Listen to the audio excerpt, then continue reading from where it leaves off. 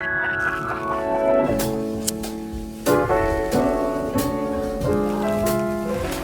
sound bad. Ice cubes. Do that.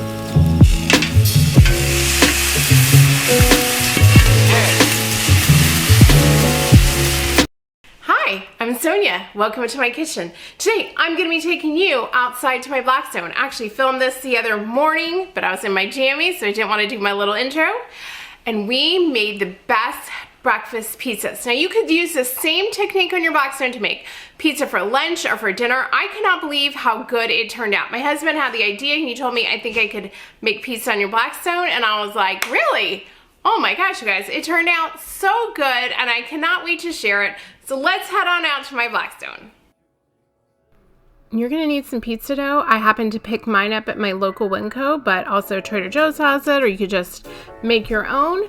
Then we are also going to be using some bacon, eggs, shashuka. We just happen to have that in our freezer. We're just using the sauce from it. This was kind of an impromptu breakfast, and all the different kind of cheeses we happen to have in our fridge. You can also just use regular mozzarella. You're gonna need, though, something to roll it out, and you're also gonna need a top that you can buy for your Blackstone. I actually bought mine on Amazon because a lot of people buy them for the hamburgers to kind of like steam them, but we're actually going to be using it for our pizza today. We're going to start out by cooking up our bacon. You want to cook up everything, obviously, that you're going to put on your pizza first before we start assembling the pizza. So, of course, the thing that would take the longest is our bacon. So my husband's throwing it onto our Blackstone, and I just want to make sure you get it super hot.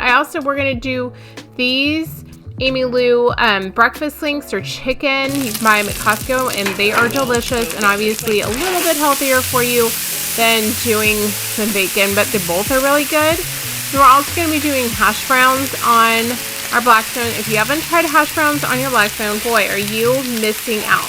You just buy a frozen bag of hash browns, and they cook up so nicely on your Blackstone. But again, you need to make sure you get it nice and hot. You need a little bit of oil underneath your hash browns so it doesn't stick. Nothing like using a little bit of the bacon grease to make them taste like super good. And we're just going to cook them up on our Blackstone. Then we're going to go ahead and heat up our little chicken sausages so we can have those ready. And now we're going to get started with our dough.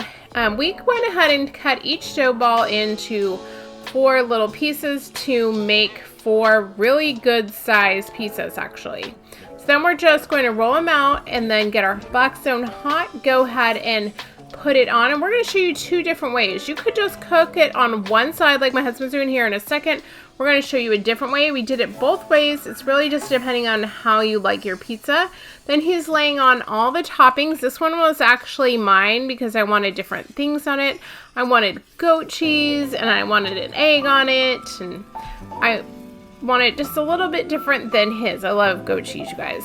Salt and pepper. And here's the trick, is go ahead and put on ice, and then put your cover on top of your pizza, and this is gonna help steam it and cook it all the way through. Now, once you put the ice down, you do not want to move it around because it's gonna be then stuck to your Blackstone. It'll be like all gooey. You want it so it like completely cooks it through and the ice melts, and then it still gets crunchy on the bottom. I know you're thinking it would be gooey, but it's not gooey. It actually makes it really crispy on the bottom and cooks it all the way through like perfectly. I happen to have some chives in my garden. I'll actually do a garden update because I am working on my garden. I actually already filmed the video. I just haven't had time to edit it.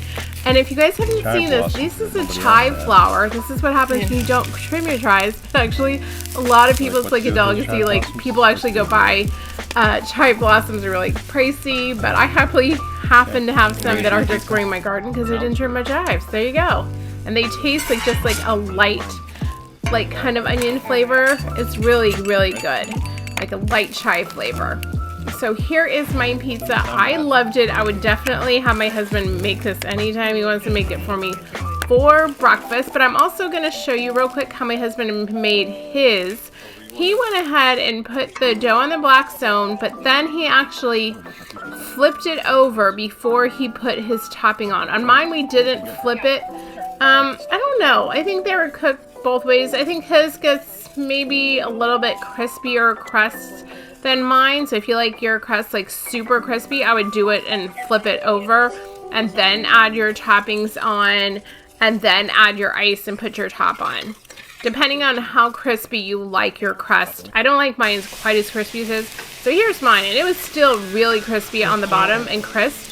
I feel like his was a little bit crispier than mine was maybe, and mine was still just a little bit doughy on that side where his was crisp all the way through. So I don't know if I were to do again, maybe his way or my way, depending on just again how you like your pizza. I thought they both turned out good. Here's his all finished up. And he put all kinds of yumminess on his. I did love that sauce on it. My daughter, we actually made her one for lunch. We used a Rouse pizza sauce, and that was also really good. And she just did plain cheese that day. It really is delicious. Okay, y'all, I hope you loved it. Make sure you subscribe, give me a thumbs up, share this out with all your friends, and I hope to see you really soon. Love you guys. Bye-bye.